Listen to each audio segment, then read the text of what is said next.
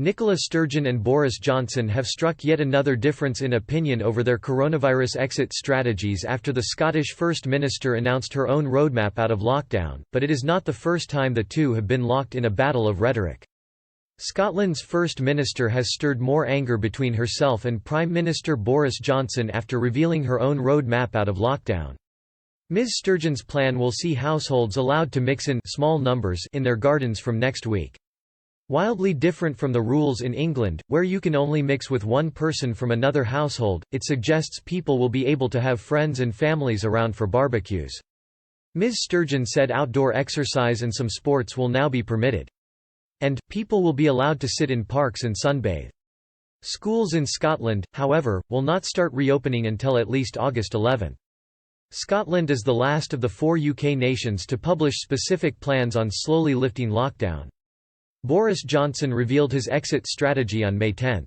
Wales and Northern Ireland were already allowing outdoor sports and the reopening of recycling and garden centres.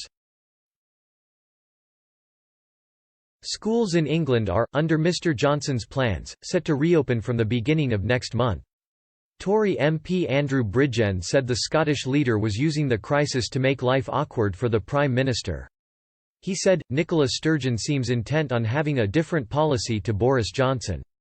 While she is playing her nationalist politics, she would do well to remember that this is about people's lives and all politicians will ultimately be judged on how they have handled this pandemic. She appears willing to sacrifice the Scottish people on the altar of nationalism. The stark contrast between Ms Sturgeon's and Mr Johnson's policy is but one in a long line of hostilities between the two. Last September, shortly after the Supreme Court ruled that Mr Johnson's suspension of Parliament was unlawful, Ms Sturgeon intensified her rhetoric and demanded that the Prime Minister resign. She went as far as to say it would be unthinkable for him to remain in office under the circumstances. Ms Sturgeon at the time told the BBC, "The Supreme Court this morning has found that the Prime Minister acted unlawfully and that he did so, effectively, to evade scrutiny and accountability.